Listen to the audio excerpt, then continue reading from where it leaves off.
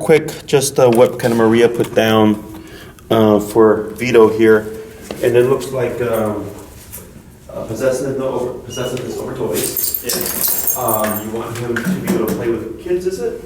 Yeah, I don't know what it is, but he's definitely got a little bit of an issue with kids. Okay, what's that issue? He's, I would say mildly, I don't know if overly aggressive is the right word to use, but I can't tell if he's being very, very playful with them, or if he's had an altercation with the kid where he's nipped the kid. Okay. And the kid's had not a huge puncture wound, but just like a little scratch pretty much. You're fine. Yeah, so he's had that.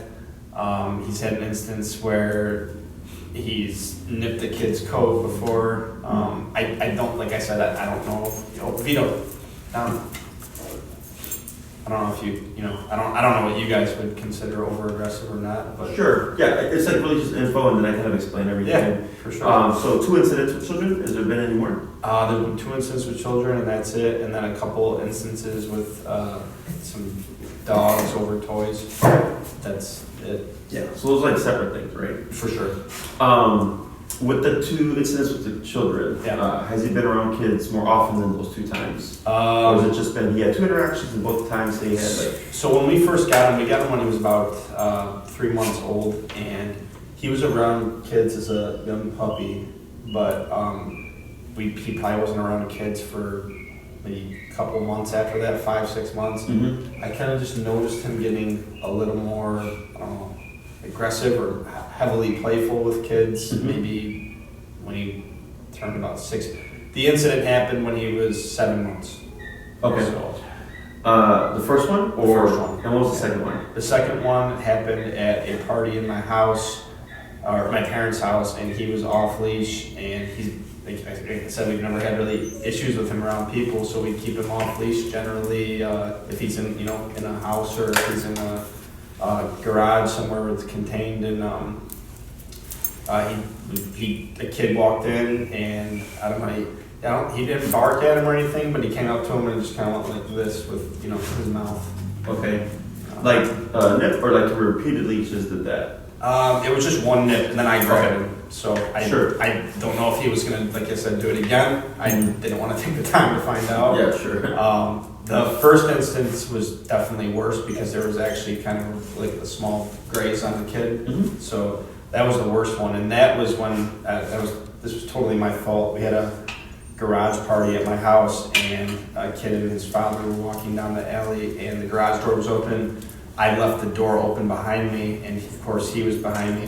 Mm-hmm. Beat down, and of course he was behind me, and he ran out, and he's pretty territorial. Mm-hmm. He's like very, if there's anyone within 20 feet of our house, he's barking at them and making sure that they're not coming near us. And but when people get in the house, he's fine. So naturally, when this kid and his dad walked by, he kind of, this was definitely more aggressive. That he was like, kind of like, I don't know if he would get away from my house or whatnot. But so this was in the alley, right? yeah, Garage door's open. yes, You're walking. He's behind you. correct. Dad is walking with his son. What was the kid's energy?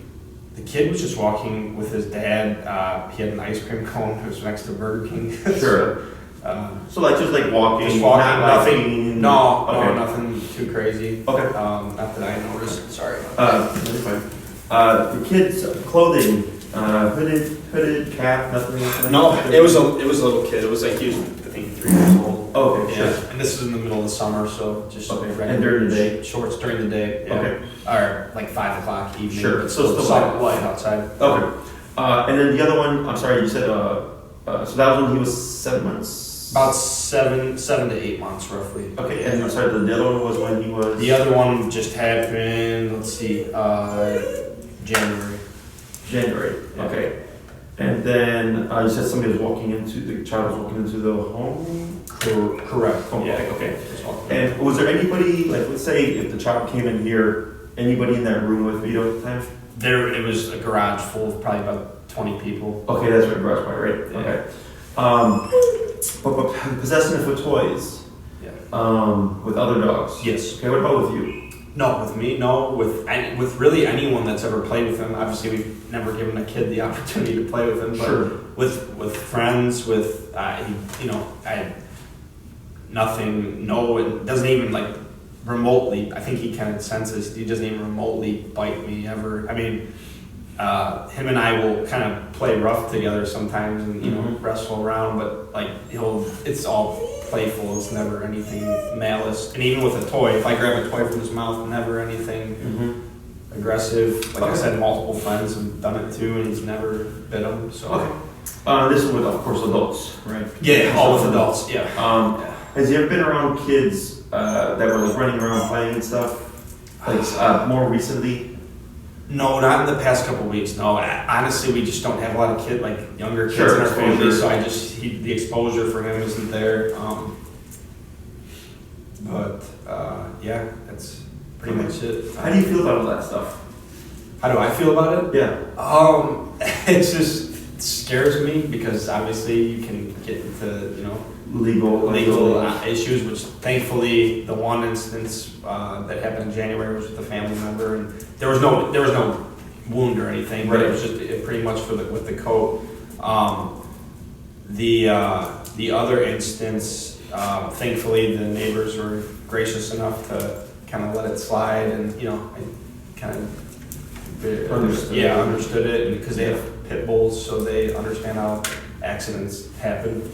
Sure. They kind of related to that, so Yeah. I was very, very fortunate with that. And the other instance is just kind of I want to build him to bring him to places, and the most recent one with the aggressiveness with the toy towards other dogs is he got in a scuffle with my parents' dog, who's actually 17 or 18 years old. Oh, yeah. So he's an elderly dog, but my parents' dog was like coming near the toy that he had, and he attacked. They attacked each other more or less, but he like scratched like an area near his eye, and it caused like bleeding around his eye. So my parents had to take him. So it's really just the comfort level for myself, and my fiance is actually not here. Rebecca? Yeah, Rebecca. Yeah, she's not here right now because she had to work some more time, but she'll be here for all the sessions and whatnot that happens after this. So Sure. So the stuff that you're explaining here is normal. Okay. To the dog. Yeah. Right. Where we get the complicated intricacies and stuff like that is dog-human coexistence. So dogs are super black and white. They either like something, they don't like it, they allow it, they don't allow it, type of thing, right? There's no reasoning behind it, right? Correct. Humans, we have gray area. So like kids running around screaming, we kind of give them some leeway because we know they're kids, right? Mm-hmm. In his world, if he sees puppies playing and he's like, you guys are, cut it out, he just goes and nips them. Right? He corrects them and says, you're not going to do that around me. Mm-hmm. And he could have no relation to these puppies. It could be the first time he's ever met these puppies. He just goes, no, right? Whereas in our world, if I'm at the store and I see someone's kid acting up, in my head I'm like, someone needs to like whoop that kid, right? But you're not gonna physically do it. Can't do that, right? So that's the for sure complexity of human coexistence and dog coexistence. So if we look at these instances, if you look at the garage one, right, when there was the father walking with his son, makes sense in the sense that territorial behavior, right? And so at 6 months and a year are very pivotal shifts for puppies. And that's when they start kind of going until they're coming to their own and things like that. Mm-hmm. That's definitely how do you say, uncommon, his response at that age. Yeah. Okay, I would expect it more around a year. Yeah. So like I have a client that brings her dog to daycare, and we're talking, and she had her dog just started barking at people and like being more territorial, and I was like, well, how old is your dog now? Because she's only had it for 3 months, and she's a year and 3 months. I'm like, makes sense, because at a year, the teenager phase kind of coming into that personality, right? Yeah. And now she's like, previously she didn't have these issues. I'm like, yep, because personality shift. Right? For sure. So at 6 months, some dogs can just become more territorial than others. Yeah. It's uncommon, doesn't mean that it's good or bad, it's just kind of it is what it is, right? Mm-hmm. So, you're in the garage, you're walking out, and it is, that's why I was asking about the kid's energy. Because it would have made a lot more sense if he was kind of flailing around, like, hey, maybe I want to play, or I don't know, would it be a playful thing, or would it would have still been territorial, but he's he's viewing the child as another puppy. Yeah. Like, like I'm going to go because the children don't give off a threatening presence, right? So, like, when we have personalities and, like, confidence levels, like, if someone is super confident in their ability to defend themselves, they don't care if you're this tall, they don't care if you're this tall, they're like, you know what, defend themselves, right? I can defend myself, right? Sure. So for dogs, it's the same thing. If a dog is more confident, they don't care who you are, right? They'll take on anybody. Yeah. Weaker dogs or more insecure dogs will target weaker energy, children, right? So that's why I was like, it would make more sense if the child was like running, screaming, for sure, and he goes no, and he targets it, right? Yeah. So what it kind of seems like is you guys were coming out. Yeah. You kind of noticed. He noticed too, but was more put off guard, right? For sure. He is primal in the sense that in his world it's kind of kill or be killed, right? So you're protected by laws, for sure, and there's cops, and you have a cell phone, right? He goes out and he's like, "Yo, who are these people walking past our garage?" No, for sure. And he's like, "I'm gonna get the weaker one. Yeah. I'm a puppy. For you sure. get the bigger one." That kind of mentality. But it doesn't make sense to us. Like it doesn't. That doesn't make sense. But it doesn't. It obviously doesn't translate well, right? No, oh my God, your dog bit my son, and thankfully here they were understanding. Yeah. If they weren't so understanding, obviously. No, for sure. Right. And he's had instances where he doesn't know if he doesn't know the person that is walking. And I don't know. Do dogs? I guess I got to ask you this. Do they kind of when they get into like a newer territory? So my fiance lives in Iowa, and we took him to her uncle's house, and we let him out and let him kind of like sniff around and stuff. But then one of her cousins or a bunch of her cousins were walking in, and it was just like me, my fiance, her uncle, and my fiance's sister, and we were all just kind of sitting there. And all of a sudden, he runs to the door and kind of like checks the person that's walking in the door. And I don't know if he had a hood up. He might have. I don't know if that really plays any part. But he walks in the house and he kind of just checks him like, who are you? But obviously, then the kid gave him a piece of food and they were friends forever after that, right? Yeah. That's I didn't know it. That kind of maybe it makes sense. Right. So now, for one thing, is his bark? Does his bark actually sound like that?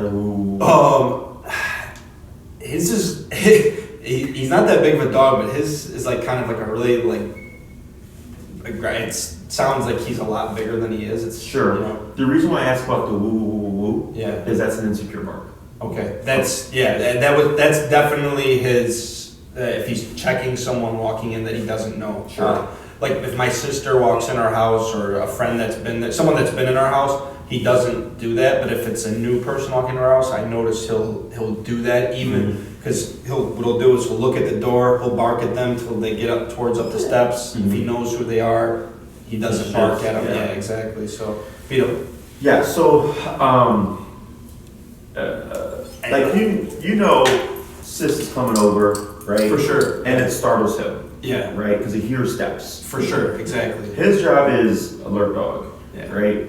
Woo woo woo tells me, one, not confident, but also trying to let you know, like, yo, who's going to handle this, right? For sure. But he shifts when he recognizes the person. So it's kind of like at 2 a.m., you wake up to some weird noise at your front door, and you're looking and you see a figure, but you're like, what the hell are you doing at my front door? You flip on the light, and it's like your cousin. You're like, oh.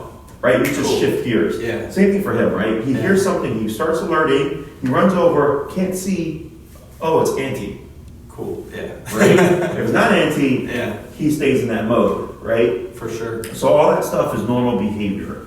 If we go to the second instance with the child at the garage party, again, on entry. Yeah. Right? So a couple things can happen there. And this is, again, normal. So we have that instance, and then we have the instance that you just described, where it was you and like 3 or 4 other people, somebody comes in, he runs up, and he gave that bark, right? And then they gave him a piece of food or whatever, and they're best friends, right? On entry.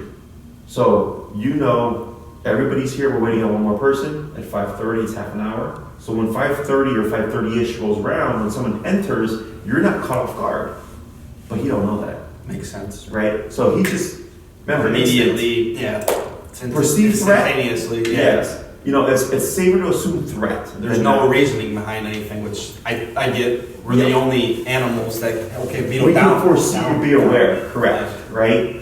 So, all that stuff makes sense, just doesn't, again, translate well in the human world. If we go to the possessiveness around toys and stuff, as far as we know, so resource guarding, or what you're describing there, isn't universal. Like a dog can resource guard against humans, but not dogs. Or against dogs, but not humans. Against both, against neither. Okay? Yeah. So in your case, it seems like with adults that we know of, not resource guarder. Yeah. But with other dogs, he's like, don't touch my things. For sure. Right? Yeah, definitely. So not out of the ordinary. Is it because other dogs actually are utilizing the toy where a human's not, or I don't know if that has anything to do with it. Does that have something to do with it where a dog's actually going to take and run with the toy and use it where Vito, down. Sorry, he thinks we were going to the park.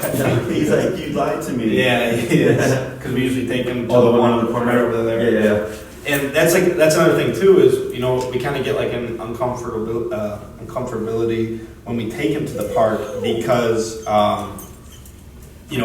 if he grabs a toy, we kind of worry about it, especially because he doesn't really have too much discipline, which we kind of hope to also find in everything. But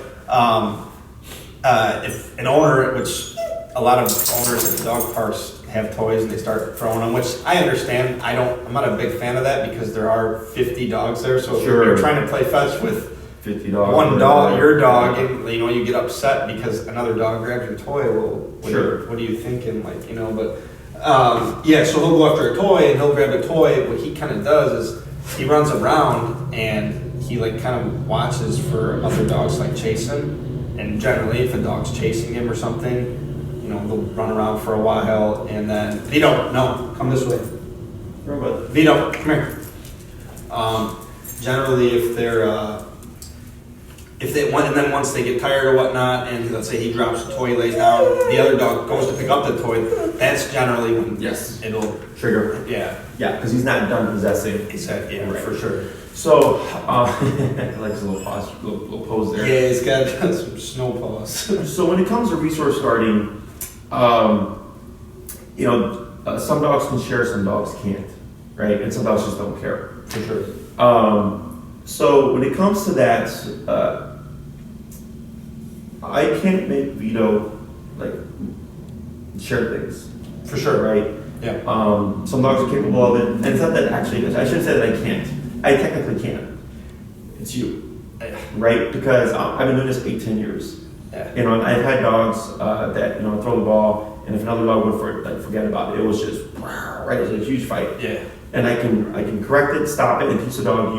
If you see another dog get the ball, you surrender it and all that stuff, right? For sure. Because I know the nuances. You're just your standard dog owner. You may not have the eye, or you might not have the foresight. Because I've seen kind of almost all the ways it can work out. For sure. That I can predict and go we're going to correct this now because we're not going to allow this to potentially happen, right?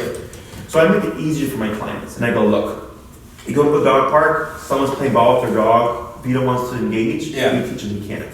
Yeah. He sees a tennis ball on the ground, nobody can have it. Anybody else can have it but you. Right? Yeah. And they go I want my dog to have fun. I'm I'm going to take him elsewhere and play, chuck it, right? Yeah. But if you're going to be in a community setting, because that's what that is. Yeah, for sure. Right? If he cannot coexist and allow dogs to take things, and switch possession, then it's either we eliminate those things, right?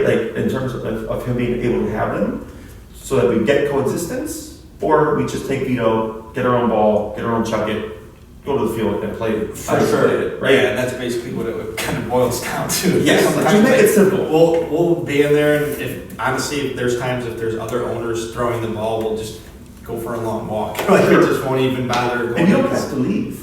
Yeah. Right? With the approach that I use, you can stay there. He just can't have any part of it. Yeah. Right? He sees the dog playing ball. Nope, you can't play ball. Go play with the dogs. Right? For sure. There's a ball on the ground. Nope, that's not yours. That's off limits.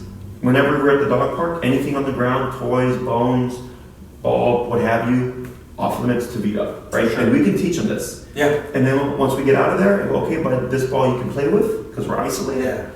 You know, make it easy. So you don't have to leave. It makes me feel so good. You don't have to leave. We just can't have both. For sure. Yeah. Yeah. So that's not a problem.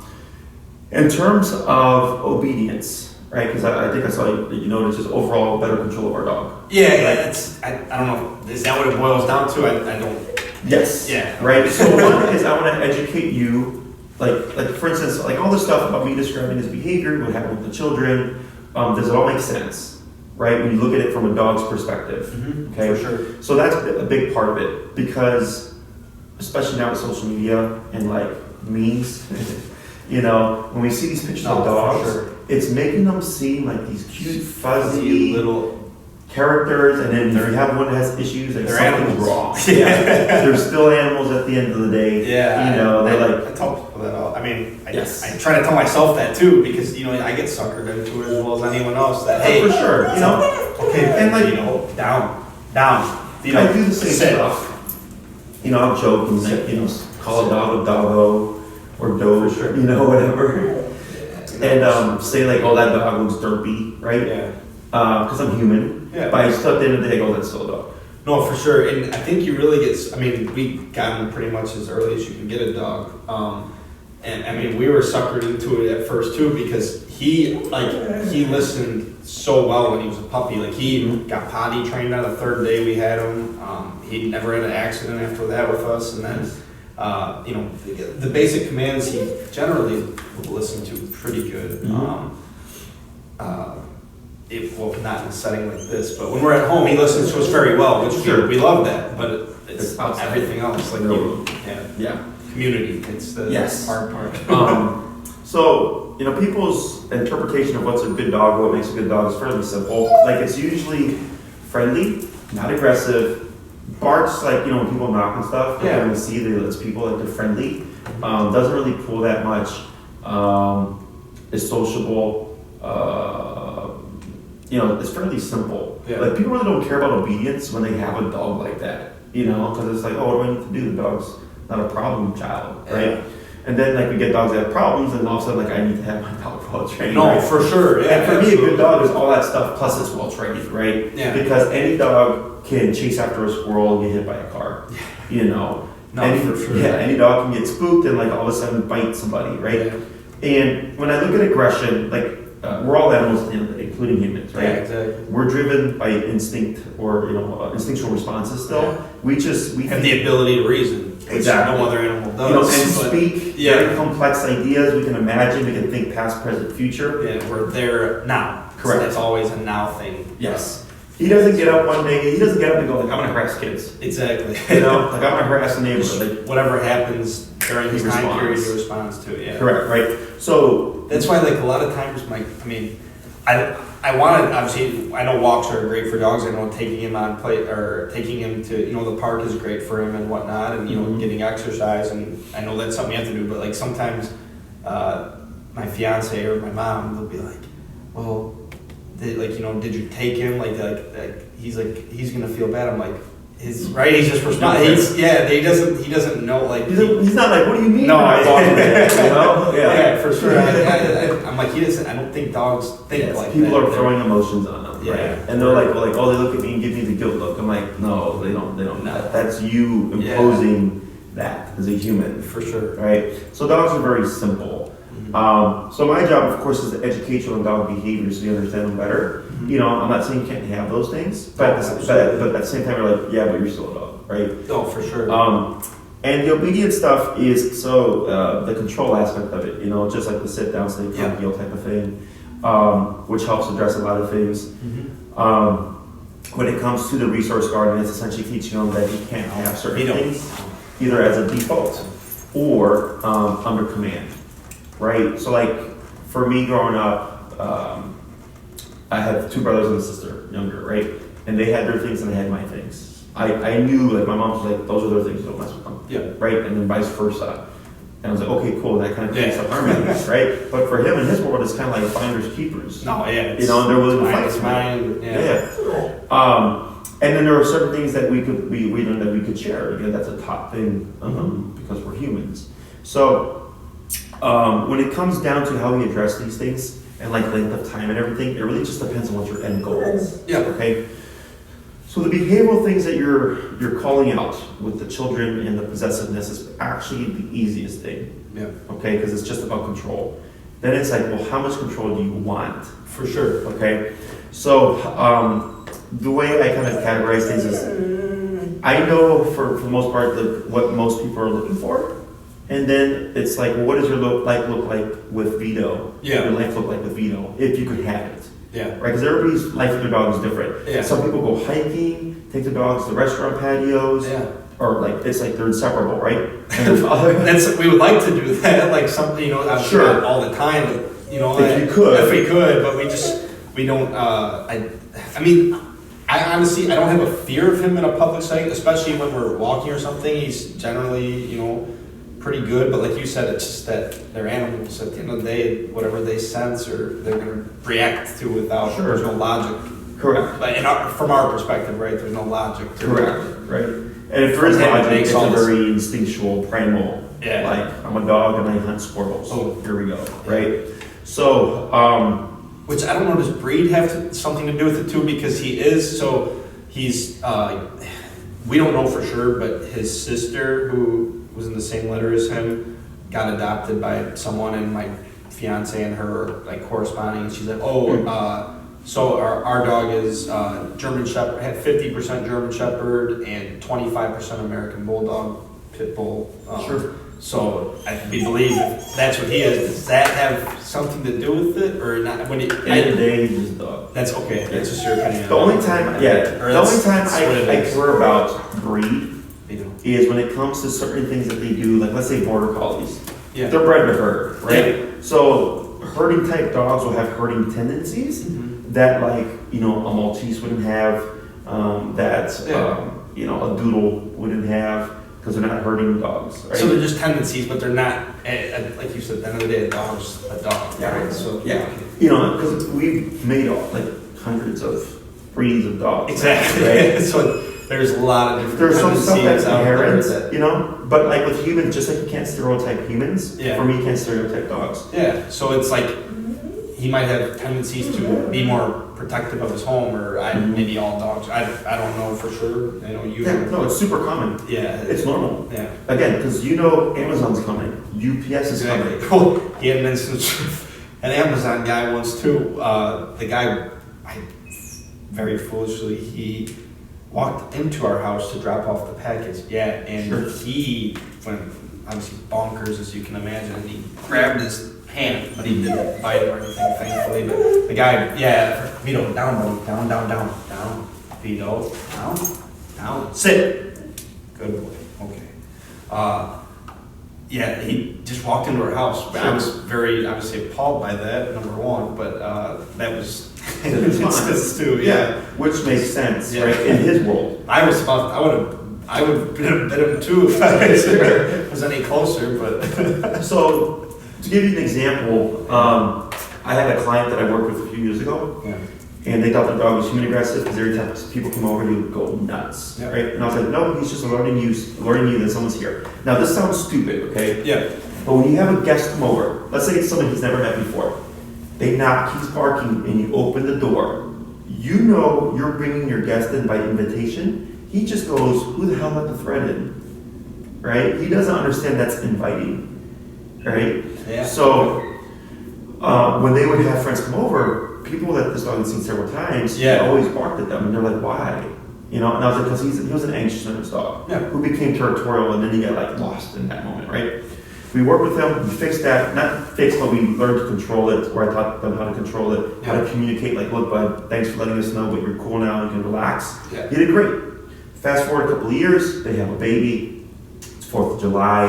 That's a huge thing for us too, because we're Concerned, married and we're, obviously down the road, and we don't want to ever get rid of him, but Yes, and then we'll talk about that as well. yeah, for sure. Okay, no, I'll let you continue. So, they have a baby, 4th of July, Yeah. they're at an Airbnb, they leave their dog unkenneled for dinner or whatever, right? It's 4th of July day, so fireworks are going off. he's under stress, in a new environment, and somebody walks in, there was a friend, to drop off like toothpaste or something, right? Yeah. The dog bit him on the thigh and bit him on the hand, okay?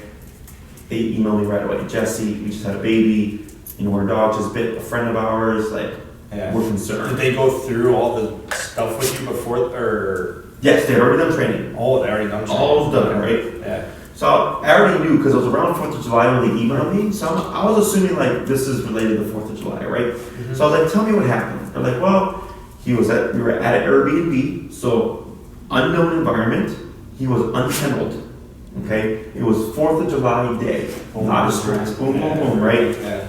Friend comes in to drop off something when no one is home, okay? And I told him, Not a good idea. his response is completely normal, because he was alone, he was vulnerable, and it's 4th of July, under stress, so he just goes into protection mode. Yeah. So I was like, in his world, that's a valid bite. I told him, if he had bit a burglar, this would be a totally different conversation. Yeah. Right? You would be like, okay, Good dog. great. Yeah, right? But it just so happened to be a friend because he knows For how to sure. differentiate, right? Yeah. He's just like, what are you doing here, right? So when I explained this to him, I told him, your child's in no danger. I was like, this is how it happened. This is the explanation. Yeah. Training doesn't fix this because you're gone. Who's going to teach the dog to not bite when you're No, gone? for sure. Right? Yeah, makes sense. So they're like, okay, that's what we thought, but we just weren't sure. I'm like, you're fine. If you do notice anything, let me know. I'll let you know if it's an issue, right? And that was like a year ago. And I haven't heard from them. So I'm assuming no news is good news, right? But once I explained it to them, they understood. Because what they thought their dog was human aggressive. Because he bit someone. I'm like, no. Stranger. He doesn't know if your buddy dropping off toothpaste at 1 p.m. whatever. Especially Right? he's never met him or anything. It's Yeah. So again, dogs see things very differently. I had a client of mine who walked her friend's dog, or was going to walk her friend's dog. Met this dog thousands of times. Okay. Friend goes out of town and says, "Can you walk my dog when I'm out of town?" She goes, "Sure." Goes to let the dog at the kennel. Dog goes to attack her. And she's met her all like A ton of times. Wow. Right? Because just isolated, Yeah. alone, and goes like, it's like if you saw your friend in your home. yeah. Like, what are you doing here? Like, Who lets you? Yeah, you would feel off. Like, this is not right, right? Sure. Same for the dog, but again, it's kill or be killed in their world. Oh, yeah. You know? At the end of the day, they're the animals and the primal instinct, right? So, Correct, right. So once I explained that to her, she's like, that makes a lot of sense. Yeah. Okay? People give too much trust. They just think, oh, dog, no problem. For sure. No, and that's, I'm That's as how guilty it as works. anyone, but, I think when you go through the motions of, bad, unfortunate situations, you realize that they're just dogs. Like, that's when you really get to, at least that's how it's been for me and him lately, is, at the end of the day, hey, I'm more cautious with other people now because you just And you should always be. You're a dog, Yeah, too many people, like, they'll adopt a dog, and it's like, mi casa, su casa, Yeah. and then next thing you know, like, the dog's tearing up the house. Because I was like, yeah, because you just gave the dog, run of the house. Yeah. You just said, here, do whatever you want, And I want to fill the dog out. I want to learn. I always assume the worst and hope for the best, right? So, like, a lot of people call me, Jesse, my dog's human aggressive. Why? When I went to move my dog's food bowl when they were eating, because I should be able to because I'm a human, it bit me. I'm like, no, would you like someone messing with your food while you're eating? No, exactly. Right? And they're like, there's a lot of intricacies, but it's mainly because of how people think. Yeah. Okay? So the answer is, this is more simple than we think. Cool. Okay? Now, when it comes to socializing with children, like, I have exercises that we can do. Yeah. We always take precautions. Okay?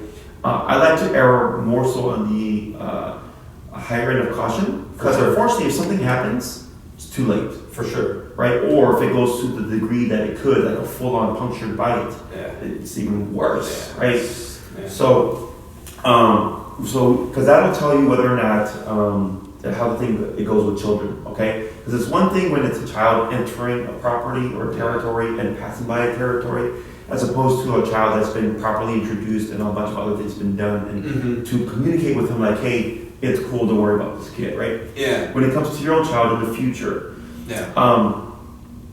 it can go a number of different ways, right? Yeah. But typically, most people want that Instagram baby sleeping with the dog.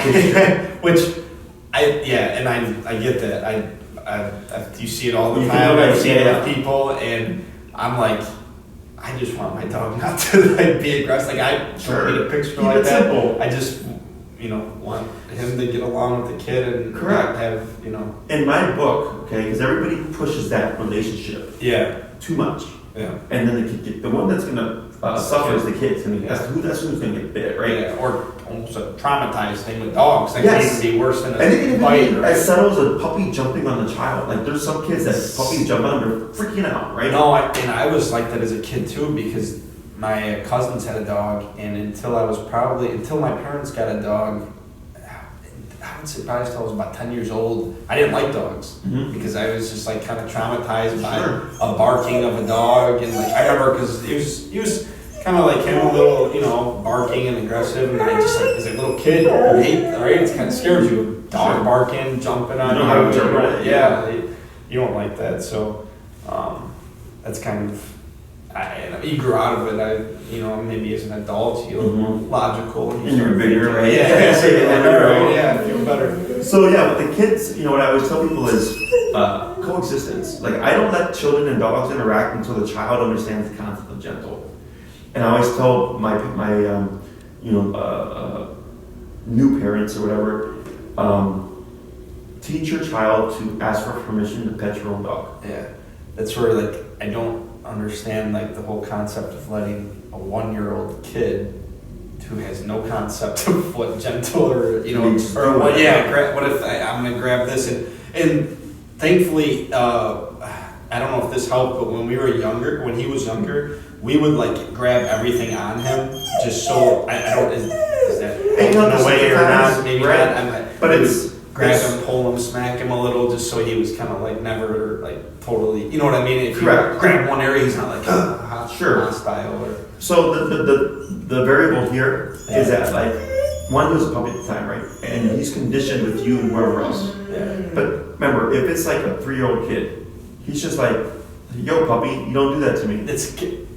So he's like that because with us though. Yes. I see what your point is. And I'm not saying that he will do that to a child. Yeah. It's just potentially. For sure. Right? There's no guarantees. It's always it happens. Let's see what's the result, right? For sure. That's why I go instead.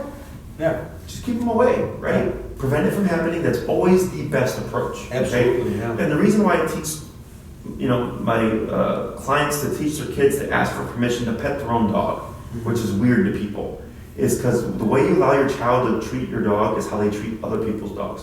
Okay. I had one client whose child used to step on their dog like a step to get to the counter on the kitchen, right? And everybody thought it was the cutest thing until the kid did it to their friend's dog, and guess what happened? Oh. Yep. Not taking it, and that's a correctional bite. In their world, that's technically valid, but doesn't translate well in the human world, right? So it's this huge thing. Yeah. So I told him your kid deserved to get bit, and you should get bit as a parent because you let that happen and you thought that was cute. No, right? I totally agree with that. So what happens is you teach the kid to ask. Now, anytime they see a dog, Mom, can I pet the dog? You have to ask them. The dog. Can I pet your dog? Not friendly. Okay. So it's really teaching the parents, right? I mean, that's what it kind of. We're the ones. Humans know better, right? Overall, but then when it comes to the child and adult human, adults know better.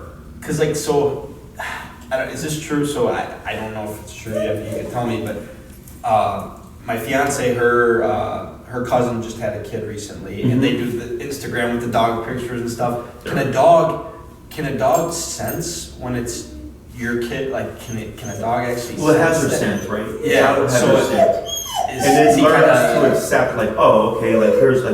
It's like part of my family, or whatnot. But it doesn't mean that he's gonna just accept the child. Yeah, it's okay. I've had and this isn't to make you paranoid, but because we don't know until you have an actual child. Yeah, for sure. I've had I've had clients whose dogs were aggressive, right? And then we work with them. Yeah. They had a child. I give them a lot of precautions. This is what you do. They do that. Dog loves the kid. Yeah.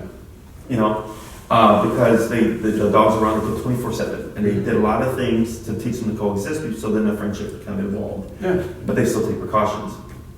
I have other people whose dogs are completely friendly, and then like possess the child over against the parents, or possess the parents against the child, or possess the family. Like all of a sudden, it's just like this issue that wasn't there, Yeah. right? No, But yeah. there's no like you don't know. No, yeah. You know, so absolutely. and it's just like See, when I you're come like, in, oh, this is my kid. Yeah. Right? Yeah. like and we It's don't like know. the kid that fell in Brookfield Zoo. What was that? 20 years ago. Oh. The mother ape like treated it as like, hey, Hey, this is girl. my kid now. Don't mess And with I'm it. sure there's been other incidences where it didn't go down like that, right? Yeah, no, they absolutely, unfortunately. But no, I see what you're saying. Yeah. Yep. Or like when dogs take in like a duckling, they You raise it. see that? But they I'm actually, sure there's been other dogs eating ducklings. yeah, Right? they treat it like, It's yeah. how it is, So Do you care if he's off leash? no, I mean in here we got the door closed. All right. So it's all this stuff makes sense, kind of just like understanding him more, dogs more, it's just kind of like they're animals at the end of the day, and like the rationale behind For all sure. this stuff. Okay, so when it comes down to the control, obedience, and like length of time and cost, okay, it all just comes down to what you're wanting and looking for. So I don't teach what you don't need. For sure. Okay, now you've told me some things that have happened, and I, in my head, kind of have ideas of what I would recommend at a minimum. Yeah. And then there's the minimum, there's the maximum. Okay. Because I have like a lot of people that need help, right? Yeah. So my whole thing is like, that's why I do this. Yeah. So I can just put this up, and I would say like, here, dog, this and this and this, and then Yeah. somebody's looking this up, and like, oh, I have a similar dog. Yeah, And they're for sure. watching it, they're like, oh wow, this makes total sense, and now they understand the dog better, Yeah. right? So I'm all about just like, here it is. So when it comes to the training and everything, did you do any research on me before booking consultation? I did do some research, but it was mostly just pertaining to honestly reading most of your site. Okay. And kind of just reading through, Good. So- everything that was on your site. I read your credentials and Okay. stuff like that. So Good. yeah. You know how I train, Yes. and the tools that I use. Yes. All right, so I use prong and e-collar, right? I'm actually predominantly e-collar, Yeah. prong on occasion. What's like why, or I guess if you could tell me why either or. Okay, so there's a lot of different ways to train a dog. The most popular and the most widely accepted is positive reinforcement, which is food-based training, right? The reason why it's so widely accepted is because it's fun, the dogs like it, there's no bad or con to it, if you will, Yeah. right? It's like, sit, treat, because people love giving their dog stuff. Other than it might not be as effective. Correct, right? If I go in the real world, all of a sudden that chicken I have is not valuable as that squirrel. So yeah. Yes. So it has a very low ceiling when it comes to the real world. For sure. That's So- we've noticed that because anything with a treat, he'll do whatever we ask him to do, but yeah, like you just So what's your when you go there, if I say treat outside and he sees that rabbit running around, it's the rabbit, not the treat. Because he's in a home, For sure. 90% of the time, right? For sure. And he's not meant to be like that. He's meant to be out peeing, there. pooping, hunting, mating, chewing on sticks, doing whatever he wants, whenever he wants, however he wants, whoever he wants, right? Yeah. But obviously for this coexistence, it's kind of part of the process. Yeah. So positive reinforcement is great when you want to see something again in a controlled, highly controlled context, right? We do it with our puppies. Puppies under 6 months, we train clicker training, food-based training. It's great for brain development. Yeah. It's great for getting the foundation down. But I always tell the owners, this has a really low ceiling, so just be aware that yes, your dog knows this. You're but gonna it's need some most more likely reinforcement, effective. right? Exactly, right? And then they pick and choose whether or not they do kind of move along with that. Yeah. When it comes to positive punishment, aka prong collars or e-collar, the reason why they're effective is because now Vito, get down. now there's technically consequence for not doing something. So for Vito, food, get down. go ahead. No, Vito. Just Vito. write that down. When it comes to positive reinforcement, let's say you tell Vito to sit. He doesn't sit. Yes. The worst that can happen is he doesn't get that treat. Yeah. Boo-hoo. What is it? Right? What's the big deal? So like for me growing up, I was raised old school. I was spanked, right? I was too. And I'm all better for it, right? Hey, well, man, trust me, I don't understand. I'm not with the whole non-spanking thing. Yeah, and that's a whole thing now. Right? It's the So- world is against that, but For me, it was if I did my homework, Vito, get down. great. If I didn't, consequence. Right? So I did relatively well in school. Yeah. And I'm actually, that's how I run a business. I'm a disciplined person because my mom was so strict on me and held me to a standard. For And I was sure. like, if you don't meet the standard, No. a consequence, right? Yeah. So in his world, guess what the consequence is? Just no trigger. What you mean? So like for just- him, right? Like let's say a dog does something he doesn't like and he's Yeah. gonna give them consequence. What does that look like? Oh, if he's gonna do that to another dog, oh, can I bite him? Bite. And Yeah. you've seen some examples of Yeah. this. Yo, you're walking by my garage? Boom. No. Yeah. Oh, you're walking into the room unannounced? Boom. Yeah. Oh, you got this toy that I want? Boom. Mhm. Right? They're physical creatures. There is no rationale. There is no, excuse me, sir. I had this ball first. It'd be nice. Could you please give it back, right? Yeah.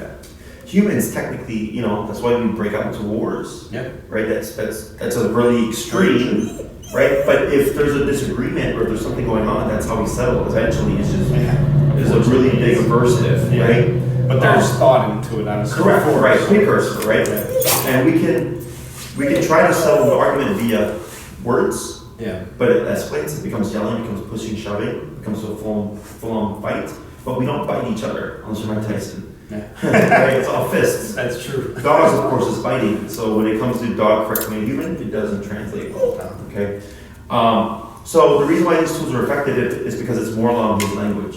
It's physical, it's consequential, it's uncomfortable.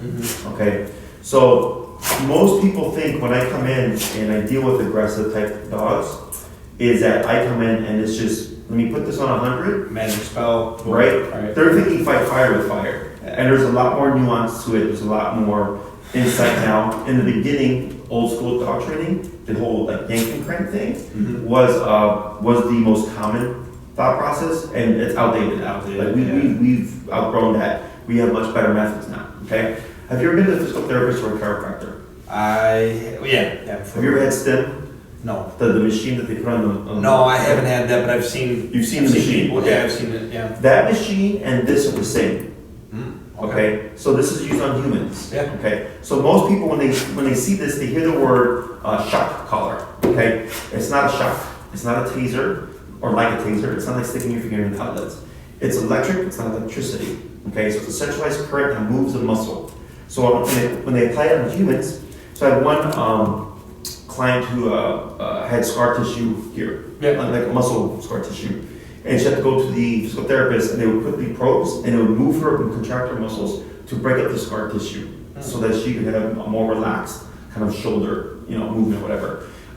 So the way it works with humans is you go there, they set you up, they tell somebody comes too much, 1, 2, 3, 4, 5. They go to 10. Oh, 10's too high. Mhm. They go down to 8 or 9. How does that feel? I can deal with that. Okay, we're gonna let this do its work for the next 30 minutes. We'll be back. So, because it has to break up the tissue, For right? sure. For whatever they're doing with it. Yeah. It's similar for dogs. Every dog has their own number. I don't know what it is until I start working with them. Mhm. We start low, we work our way up. Okay. This goes to 127. If you buy a collar on the internet or if you go to PetSmart, you'll see something that go to 10. 10 and 127 are the same. Oh, okay. But I have 117 more breaks. Oh, okay, good. Yeah, All right, I see okay. what you're saying. So Yes. yours is a lot more fine, I guess you would say. So people usually think like, holy crap, you're 117 levels higher. Like, oh no. I was That's like that always too. the first thought. Oh. Like, no, I have more nuanced control. For sure, it makes sense. So what sucks about those is that if 2 is too low, he doesn't listen. There's a big jump right between 2 and 3, or 3 and Yes. 4, where This is super subtle, right? So 3 could be too high, he's yelping. 2, it's too low, he's not listening. Here, yeah, no in between. 20, too low. 35, too high. 28, 27, 26. Like, what's that magic number? Where's that? Yeah. Okay. We also can adjust according to the contact. So like maybe in a setting like this, it looks like a little, Vito, what are those things? The cat that stand up. The oh, paradox. yeah, I know He you're looks a little talking about. paradox. Yeah, he is a little paradox. Trust me, yeah, he is like one. So here it could be super low, Mhm. right? And then you go for a walk with him, and then maybe it's 15 here, and at the walk it's 35. You get to a dog park, maybe it's 42, right? He sees a squirrel, maybe it's 85. Like, you're able to adjust according to the context, right? Yeah. The theory is as low as possible, but as high as needed. Yeah. Okay. Is it adjusted on the collar, or do you have a remote? And I have one. I'll have you feel it so you understand and everything. Okay. So what's great about this too is I also get off-leash control. So the problem with the prong collar is one, it takes a little bit more technical skill, and once you remove the leash, he knows. Yeah. Like, that's it, right? Like, you have consequence now if you have the leash. Yeah. Now I can do. So if you go to the dog park, you can't make anything happen. Because I've seen. So I really love. I like learning about how military dogs are trained and stuff like that. Like, I love learning about that because they always talk about how dogs, there's no machine that can really be replaced for a dog in the military. Like, they're the perfect weapon, essentially. You know, the military, their smell, their sight, their hearing, everything. So I love learning about that. But I've seen them use the prongs sometimes and stuff like that.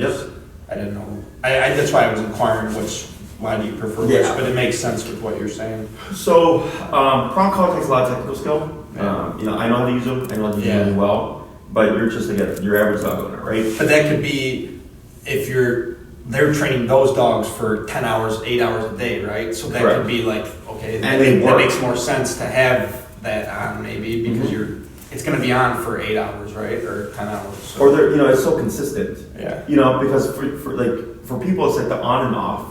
Like, it's on when you're outside and you need control, and it's off like the other 95% of the time, right? Where you're looking at these dogs that they live and breathe the work. Yeah. Right? They live and breathe consistency. That's what makes a big impact on how they respond. And truth be told, they actually don't have the greatest control over their dogs. Makes sense. They don't? No. Yeah. So it makes you think like that, okay. You see... I'm like fascinated with stuff like that just because I'm like, wow. Like, I just love that. I love learning about dogs. Like, that's like one of my favorite things, like learning about how they're used and how they're... Yeah. No, so because I thought this, everybody thinks the same thing, like, wow, like, these have to be high-end. And I'm not saying that they can't do very complex things, right? No, for sure. It's because you got to look at the handler. It comes down to the handler. Yeah. So if they're not very experienced, or if they have poor handling skills, or they just don't get it, the dog's going to suck. Yeah. So that's why if you go on the internet, you can find videos of police dogs just attacking people. And it's not unprovoked, right? And that's why you have a lot of police dogs too. You know, you barking like crazy if you walk by a car. They shouldn't be doing that. They shouldn't. Yeah. No, they, you know, and so because I learned protection training. Yeah. I don't do protection training, but the way I was taught, he's like, worked with like police dogs or anything? No. Like that before? When I studied with Richard Hines in Miami. Oh yeah, I saw that on your credentials too. Correct. Yeah. So in my opinion, he's the best worldwide. Yeah. His protection dogs are like just sitting there, stuffing going on, no, just chill. And then when you need it, boom, there it is, right? Like, that's control. And when you look at police dogs, they have them on the prong collar, and then, you know, they attack someone and they're like yanking the dog, and the dog's just tearing up muscle. Yeah. Because they're not trained on the e-collar. Yeah. Because this will make the dog release without any kind of risk of having to like rip muscle or anything. Yeah. So I mean, it's pretty complex, right? And then I know this now because of the field that I'm in. Yeah. And a lot of people who buy protection dogs, they spend. Sorry, do you want them down? No, it's fine. Okay. They spend $80,000 on the protection dog. Like, I actually have a friend who's a trainer, and he does protection work, right? $80,000. Yeah. Somebody bought him a dog. They spent $80,000 for it. Vito. Doesn't do anything. Doesn't attack. Doesn't bite. But they spend $80,000. Yes, right. And this is like a very like prolific protection dog trainer. Yeah. And then something went down, dog didn't do a thing because people are misled. Yeah, there's a lot of misconceptions. So that's the dirty world of dog training, right? Yeah. So the reason why I love this tool is because transference for one is very high. What that means is after I work with Vito, like you watch me work with him. Yeah. I'm explaining everything. And then I do a couple of things. I quiz you, see what you picked up on, give them to you. You're going to do this, press this at this number, and do this, right? You do that, right off the bat, about 80% of the stuff just transfers over, okay? And then I go, okay, here's your homework for the week. See you next time, right? So this also cuts out a lot of things that people like timing, handling skills. It's super easy because we're all button-based now. Yeah. Cell phones. Right, remote start, all that stuff. Yeah, we're all button based. just adapted to it. So this is more natural to us than the other tools there are, okay? We don't need to use food for this to work, okay? You get off-leash control. So if you're at the dog park and he sees a ball and you're like, yeah, I know that look, you can stop him now, right? And we can use this to teach them, like, when we're at the park, you don't worry about any toys, you just play with dogs. Yeah. You know? And then when you're in a nice setting where it's clear and you want to play ball with them, you can then have access to it. Have Okay? you personally ever had like trouble with like other people who get offended by something like that? Have you ever? As a client? No, not as a client. Just Like people. people like yes. if you're, yeah. Oh yeah. Like, I had a guy trying to start a fight with me. Are you serious? Years ago. He was from the UK. In the UK, these were banned. And I was at the dog park and I had 2 dogs on e-collars. And one of them was a client's dog. Yeah. And I think I remoted the dog for like trying to eat poop, right? And it yipped. And the guy said, what the fuck, right? He comes up to me and all that stuff, like, I just shot that dog and that. I'm like, dude was about to eat crap, random crap at the dog park that the owner didn't pick up. Like, the dog could get diseases, this and that, right? The guy's like just blowing up. I'm like, are you Oh, here, let's not zap him, but let's have him get the disease. Right? Yes, exactly, right? Oh, yeah, let's not zap him. Let's let our dog, like, run into the street. Or so, like naive. It's crazy, yes. And that's that whole, like, spank it, don't spank it. Yeah, I just didn't know. I was like, all right, we're gonna go to the park and where someone's gonna be like, At the end of the day, it's none of the which business. I don't care. It's my dog. I believe it's the right way to go about doing it. So I'm gonna proceed like that. And You know? like once you see the training happen, you understand like, oh, like this is actually, there's no frustration, there's no yelling.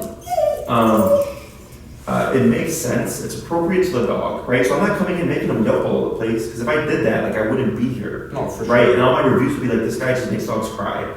You know, all the reviews that you see are people that have trained with e-collar, except for like 2 people. Yeah. And like, there's like been like, so one lady posted a 1-star review recently. I don't know if you saw it. I didn't see that one though. So she called here like a week ago. Okay, spoke to Maria for like a couple of minutes. Yeah. She already bought an e-collar.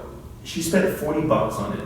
Okay, our e-collars are expensive. I was gonna say They run about $287 to $355 if you're buying a professional brand, right? Yeah. And she looked at our prices and she's like, the prices are ridiculous. So her review was according that we were too expensive, She right? did nothing with you guys, no interaction. Yeah, Nope. And then she's like, oh, I can leave you a 1-star review because I don't like the prices. And I'm like, go somewhere else. That's ridiculous. And like, if you want to train your dog on a $40 collar, Why like that's really irresponsible. Why write a review? That's insane to me. I don't understand that. No, That's sometimes dogs are more logical than people. I feel like, unfortunately, they're more honest, you know. Yeah. So the application of this, you know, most people think it's just come in and like punish the dog. It's not how it works. Okay, I want them to recognize this as a communicator, right? So if I disagree with something, and you know, if we're at the dog park and he's eyeballing the tennis ball, and I go 25, and he goes okay, and just goes off, we're good.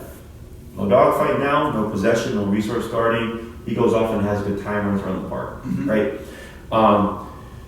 When it comes, maybe it's an emergency. You're at the park throwing the ball, and all of a sudden a rabbit shoots across the field. And now he's like, rabbit. Boom. 78. You might be 127, and I've had to do that, right? Where a dog, and in that moment, your dog's gonna jump up, yip its ass off, but he's gonna come right back. And I've had this happen to people. Do you know Travis Park? Yeah. Yeah. So I had a client that lives right there. And we'll take her dog in that big field, and there's rabbits there. Yeah. Her dog took off after the rabbits, and she said by the time she got to 127, the dog was just at the street, just hitting the sidewalk. She was like, I just hit continuous, Jesse, and she's like, and I saw her jump up in the air, hit the ground, and she... Not that I'm laughing at that, but it's like... jumped up, screaming, it's like unbelievable. Hit the ground, shot right back. And she's like, and this same lady, by the way, when she was a kid, her dog took off, tried to jump over a fence, then it cleared, got impaled. That's the kind of crap that happens that people don't think about, right? Just think that, it's like the one in a million type of thing, but it can happen. It can happen, man. Yeah. You know? So that's what I train for, is I train for real life. I hope it doesn't happen to you. I hope it doesn't happen to anybody. I had a client, they're in Lincoln Park, and I just, if you go on my Instagram, I just posted a conversation. Make sure people realize that these things occur, right? Yeah. And, people live as if they don't. Yeah. Oh, my dog's great. I live in this area of Tennessee. Exactly, this is not how it works. You don't realize that until you're in the actual struggle. Yeah, I mean, like, shit hits the fan, right? So, I'm gonna have you feel this here. Yeah, I was gonna ask you, so how do you, I'm sure you're gonna talk about this later, but how do you feel about how he is so far? What's your first interaction with him? So he's very non-structured, and he's also anxious. Yeah. That's where all this is coming from, right? And I'm also watching you Vito, down. as a handler. Oh, you know what? Yeah, and you can be as blunt as you want with me. Trust me, I have no issue with that. Is like right here, like he has no direction, right? Like all this is because his brain can't settle. Yeah. As you work with them, like that yawn, that's a stress yawn, right? And you see how he keeps walking around and stuff? He's anxious. Basically. He doesn't know what to do, right? You're gonna start to see a calmer dog Yeah. because of discipline. Because now he's gonna have guidance and guidance that he understands. For sure. Okay? So I'm gonna have you take these two probes here. Yep. You're gonna place them here and then lightly press down. Okay? Let me get this thing out of the way. There we go. Vito, no. So here, this is, I'm gonna go down to 15. All right. 15. Okay. Feel it. Feel it? Okay. I'm gonna go to 25, give you an idea. 25. Oop. Yeah. And your thumb twitch right there, right? And you can relax. Okay, do you feel anything now? No. No? Yeah. Because it's not electricity. Yeah. Right? It's not a current. It's not like if you I've stuck my finger in an outlet. It's just- and it feels weird. It goes, shh. Down. So the other thing is, harness paired with flex leash is the worst combination. Yeah. It gives you the least control. Okay, it gives him the most control. Yeah. So there's two things here. One, dogs have this thing called opposition reflex, which means when they feel pressure, they go against it. So when he feels pressure in the chest, he wants to go more pulling, right? These things can actually unsnap. I don't know if you're aware of that. So on the flex leash, if you look at the back of it, there's warnings. One is risk of amputation, one is risk of the thing breaking and whipping you, and the third one is, of course, choking. Yeah. And I had people, those things break, and because of the tension, come back and whip them, and they have scars all over the place, right? Amputation, if I come across, I was like, that seems pretty extreme, but hey, you put it right. So, also the awkwardness, Yeah. you know. Yeah. So when it comes to training, all you really need is this flat collar, a regular leash, and the e-collar, and then a long leash if you're trying to get them to be to that degree, okay? In terms of like the time, cost, and all that stuff. If your concern or your primary concern is we want to get this whole charging kids thing, front door thing, walking or pulling, right, and the dog park stuff addressed, and that's like all you care about, then I have 3, 6, and 9, 3, 6, 9, and 12 week programs, okay? That's 1 day a week. So like 3 lessons, 6 lessons, 9 lessons, 12 lessons, essentially, right? Is for that stuff, I would imagine 6 classes, okay? It usually takes 2 classes for the leash walking, okay? Then that's always a foundation, because that teaches them what this You is. can imagine that's a struggle for us too. Yes. And it's actually pretty easy to teach, okay? After you get that down, because that teaches you, Vito, come here. oh my God, somebody's coming in. The leash walking teaches them how this works, and it teaches you how to use this, okay? That's typically about 2 classes. Then I see, come back week 3, how we're going, Jesse, it's great, Vito's walking great, awesome control, we love it. Yeah. Awesome. What do you want to work on next? And you may say, like, people coming into the home, For right? sure, yeah. And I go, okay, that's a class in itself, and I teach you the exercise. Yeah. Then I come back the following week, how to go, Same I'll address thing. it, it's easy. Yeah. What would you like to work on now? Can we work on the possessiveness, okay? And then I teach you how to address possessiveness, but then also teach you like how to like use what you know to be able to take them somewhere. Because again, you can't make them share things, but you can teach them like don't start a fight, that type of thing, right? And then it's really just education on how we prevent or address like if we see a kid running and he looks like I want to knock that thought out the process, right? Super Nip it in the simple. butt right away. Yeah, right. Kind of what it's like. And then you teach them like, you know what, when you see a kid running, it doesn't matter to you. Just leave it alone, right? That's what I would imagine we can get done in 6 classes. Yeah. The kid, so how do we, I know you said there's a process to introduce the kid. Like, what is the process with the child? First thing we want to do is muscle training, okay? Because it's going to make you feel more at ease. You're going to have to, you can let go of that anxiety of what happens if you try everything, Okay, that right? makes sense. Yeah. Yes. So it puts you more at ease. If something happens, it's okay in the sense that no one's in danger. Bit or anything. And you don't lose that confidence, okay? And we correct it, we keep pushing forward, okay? So in order for us to get him to learn how to coexist with kids, you have to set the comfort zone. okay? I do use food for this exercise, create positive association. We correct what we don't like, we reward what we do like. It's a balance, right? And it's actually, he may learn like, oh crap, man, when I see these kids, turkey, ham, bologna, cheese, love kids, right? But there's still always those precautions of like, you don't leave them alone unattended with children. You always want to be in control. No kid can just come up and pet him. Because what if he's having a bad day? No, it makes sense. Right? Like, you don't know. So you always want to like be structured about things as opposed to like going about life like things can't happen, okay? So if you come into a situation with control, you're going to succeed. You're much more likely to succeed than you are to fail because you're already prepared as opposed to, you're just sitting there, your dog's laying down and some kid just walks over and pets him. So let's say he does have a problem with kids. It doesn't mean he'll have a problem with any future children that you and your wife may have. For sure. Okay? And of course I would educate you what to expect, what could happen, how to teach him to essentially accept the child. And I actually just had a couple, they did a board train with us because their dog was growling and snapping at their daughter. Vito, stop. Their dog was snapping at their daughter. So you can, it's on YouTube, so you can watch it and you can kind of get an insight in like how we approach that stuff. Okay? Now to cover that exercise, okay, I'm not sure if we can get that done within 6. It's possible because it's a fairly simple exercise. Could be 9. It could possibly be 9, right? Yeah. If you're looking, and then we still have the variable of obedience, okay? Because when it comes to behavior, at minimum, we need the leash walking. Yeah. Okay. Everything else, so sitting down, is kind of superficial. Okay. They don't relate. Like him liking kids and him learning how to lay down, they don't connect, right? But like, let's say you're at the park and kids are running around, and he's like not liking it, right? And you tell him to lay down and don't move. What you're essentially doing is establishing control and saying, look, there's these kids running and you don't like them, but your job is to lay down and just deal with it. Yeah.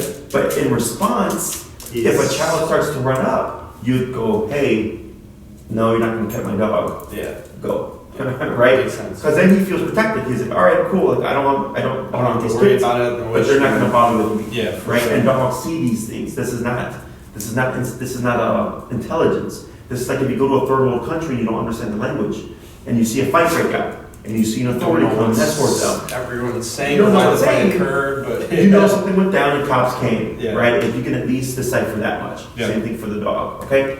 So I would imagine, and of course, like let's say you did 6, and you say, Jesse, this is what we'd like to get done. These are our goals. Yeah. And I'll tell you, this is what we can expect to get done. This is a variable. Maybe it does, maybe it doesn't, just because it's a lot to cover. Otherwise, there's a 9-week and then there's a 12-week, okay?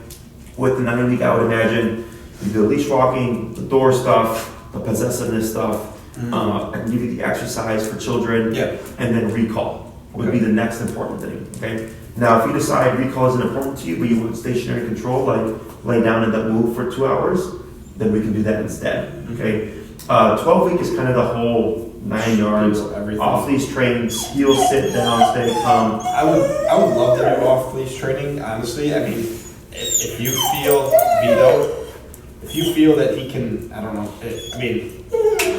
get to the point, well, I'm sure you feel any dog can get to the point you really want him to, right? Kind of. This is easy.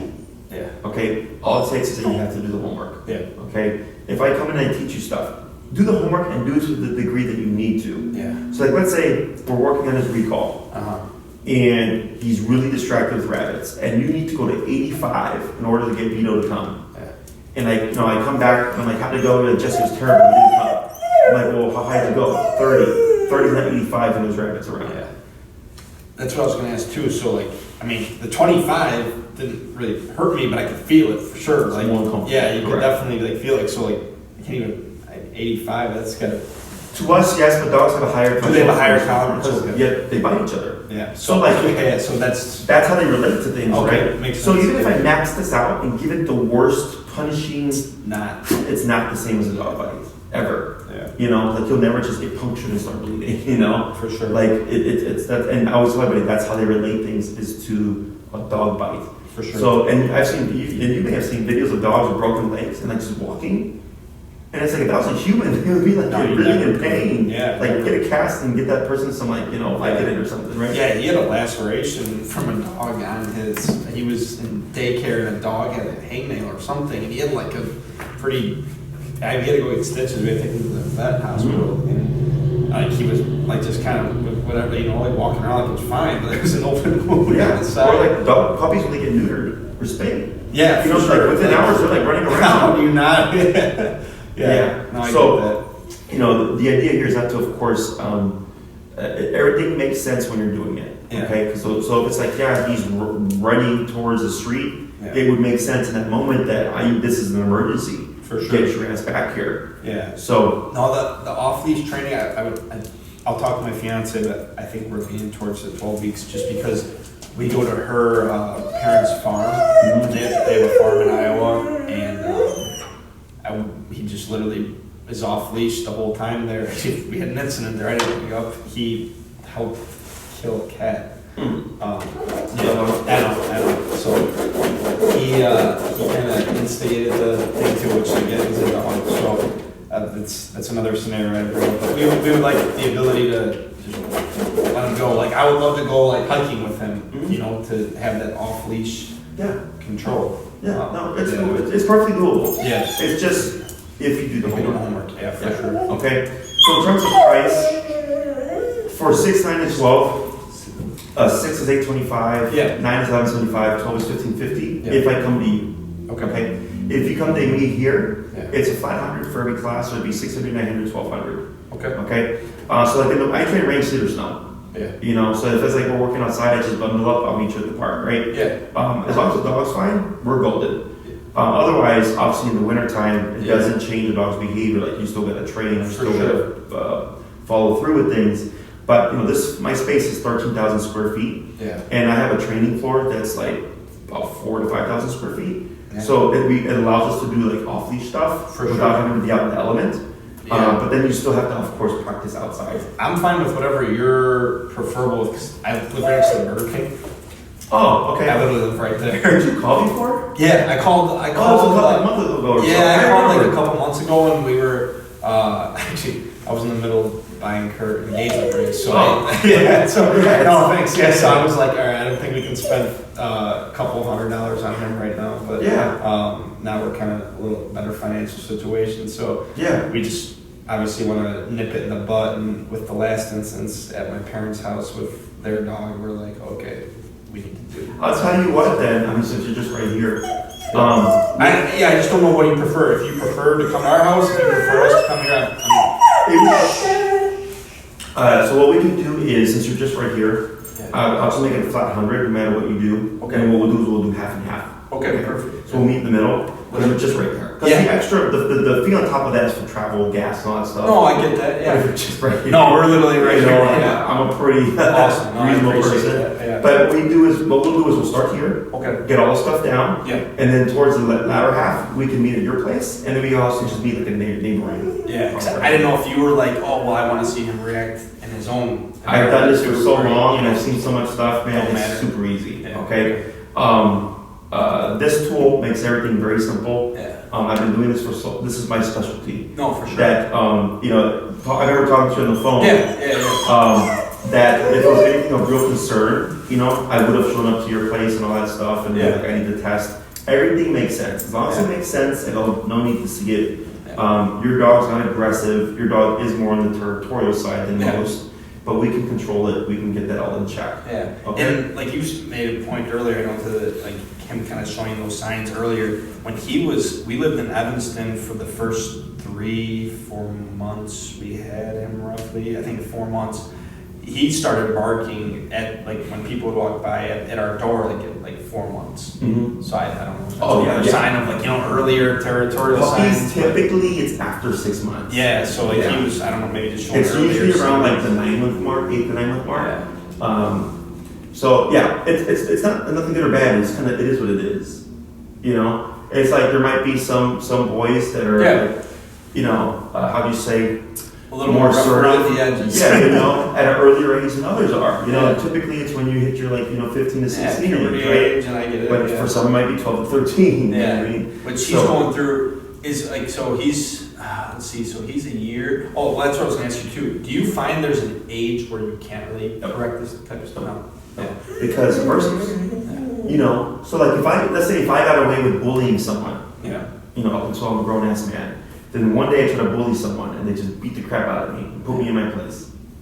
Well, maybe I'm not going to bully everybody anymore because I just got checked, right? For sure. Same thing for dogs. Okay. You know? Because my sister's got a dog she lives actually relatively close to here, so I'm gonna maybe see if she wants to do a consultation with you. 'Cause she's got a mini dog, or a smaller dog, but he's 4 years old, I want to say, and they never picked on any training. And he's calm down. He's a good boy. He's never had any issues with anything, but I know they would like the control aspect of what you're kind of offering. So I just wanted to ask. Sure. So we obviously, I'm not gonna say no more. No, yeah, I get you. No, Yeah, so this is pretty standard stuff, you know. And I think when I talked to you on the phone, like I wasn't even like concerned.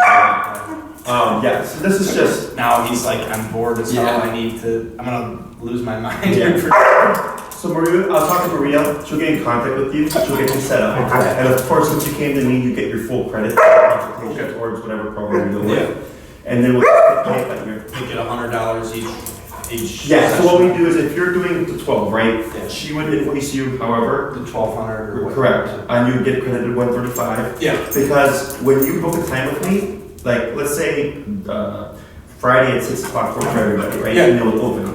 That you're reserving your time for 12 weeks essentially. Oh, good. Okay. Oh, awesome. Yeah. So you get, if you have a consistent time, like the day that you and your wife are available, that's how we do things. Right? Yeah. That's how we charge up front, as opposed to like going class by class. Because then someone can just come in and book that time or whatever. Okay. Yeah. So she'll get in contact with you. She'll fill you in with all that stuff. Otherwise, I'm not too concerned. This is pretty typical. He's like I said. I mean, everyone says their dog's a good boy. I love him.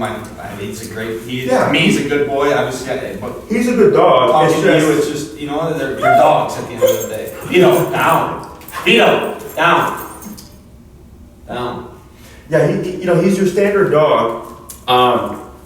It's just there's been some instances, right? Just like with humans, like right now you might go home.